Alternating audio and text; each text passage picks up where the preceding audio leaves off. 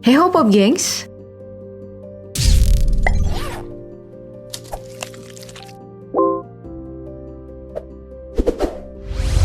Kebanggaan seorang atlet terhadap prestasi seringkali tidak bertahan lama. Bahkan menjadi juara dunia hingga bertabur gelar nampaknya tidak selalu menjanjikan masa depan yang cerah bagi sebagian para mantan atlet Indonesia. Beberapa dari mereka ini justru harus membanting tulang demi bisa bertahan hidup. Baik dengan bekerja serabutan hingga terpaksa menjual medali kesayangan. Nah, daftar populer telah menyajikan sederet atlet yang berprestasi, berjaya, kemudian terlupakan.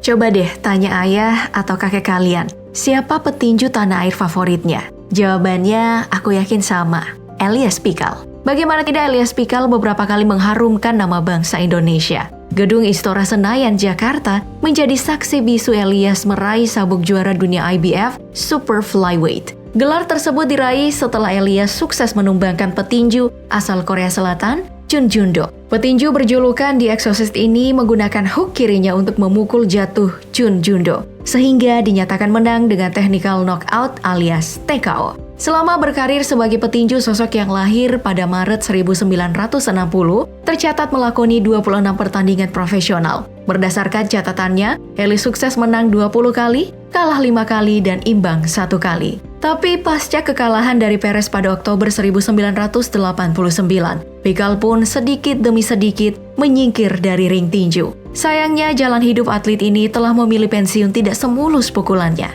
Gantung sarung tinju, Eli memilih bekerja sebagai satpam di salah satu diskotik di Jakarta Pusat. Malangnya lagi, Juli 2005 Eli ditangkap polisi karena melakukan transaksi narkoba dan divonis 7 bulan penjara. Saat bebas, Eli bekerja sebagai asisten Agung Gumelar. Setelah ganti kepengurusan, Eli melakoni berbagai pekerjaan. Salah satunya sebagai office boy di KONI. Padahal, Eli mengharumkan nama bangsa. Lantas, jaminan hidup atlet hanya segini?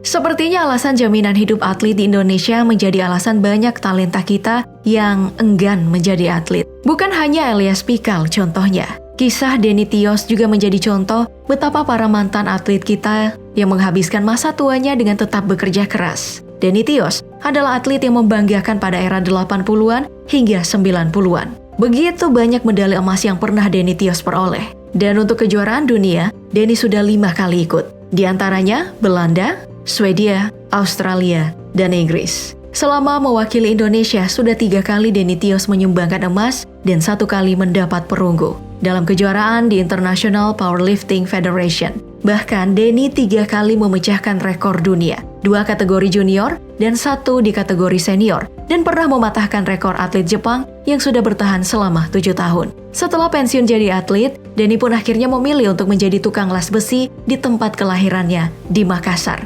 meneruskan usaha orang tuanya. Pada tahun 2008, Deddy Corbuzier pernah berusaha mengundang Denny Tios. Tapi ternyata Denny telah meninggal dunia pada tanggal 29 Mei 2018 di usia 49 tahun. Yang bikin miris, meninggalnya Denny tak banyak diketahui. Sungguh disayangkan, sosoknya seolah dilupakan begitu saja setelah pensiun menjadi atlet. Dari atlet besi menjadi tukang besi. Atlet yang pernah menyumbangkan emas menyambung hidup menjadi tukang las, mati dan terlupakan.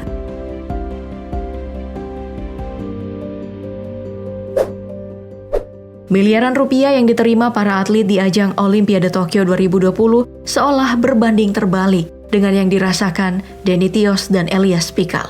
Segudang prestasi tak membantunya untuk bisa membuatnya mendapat jaminan hidup. Abdul Razak, mantan atlet olahraga dayung, juga merasakan hal yang sama. Abdul Razak telah mewakili Indonesia di ajang internasional sejak tahun 1989.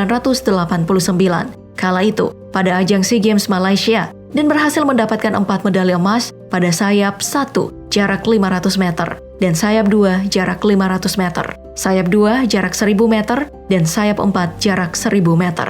Pencapaian tersebut membawanya kembali mewakili Indonesia di ajang Asian Games di Beijing pada tahun 1990.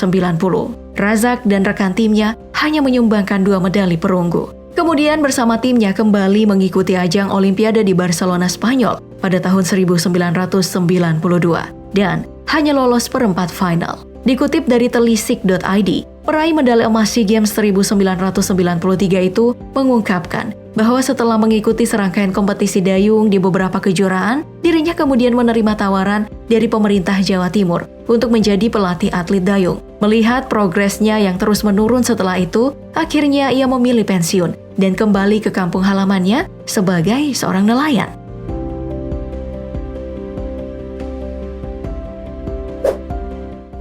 Atlet dayung lainnya yang juga merasakan hal yang sama adalah Leni Haini. Beberapa waktu lalu, Leni viral di media sosial. Bukan karena prestasinya.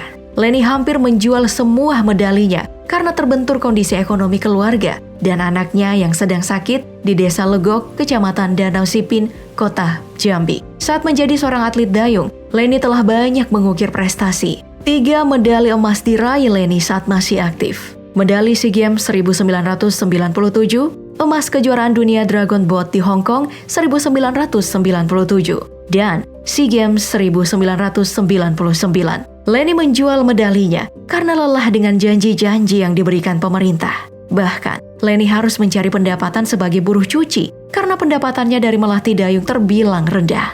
Apalagi setelah anak bungsunya lahir. Kebahagiaan dan kesedihan seperti bercampur tak menentu. Anak bungsunya, Habibatul Paseha, menderita epidermolysis bullosa atau kulit rapuh dan mudah terluka. Leni Haini memang mendirikan sekolah, tapi sekolah itu dibangun semuanya secara mandiri melalui bank sampah yang juga dikelolanya dan uang melatih atlet dayung di mana-mana. Sekolahnya khusus dibuat oleh Leni untuk mewadahi anak-anak sekitar yang ekonominya termasuk kategori menengah ke bawah.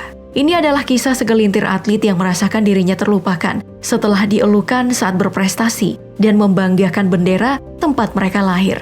Hasan Lobubun, mantan petinju, menjadi pemulung. Soeharto, mantan atlet sepeda, menjadi tukang becak. Miris? Ya, beginilah wajah negara kita.